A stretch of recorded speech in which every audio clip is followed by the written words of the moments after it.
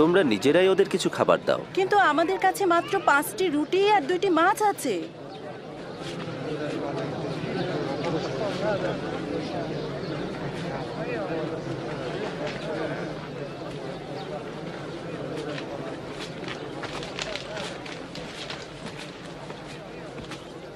হে রিজিক দাতা আল্লাহ, দিন দুনিয়ার মালিক, তোমাকে এই খাবারের জন্য শুকরিয়া জানাই।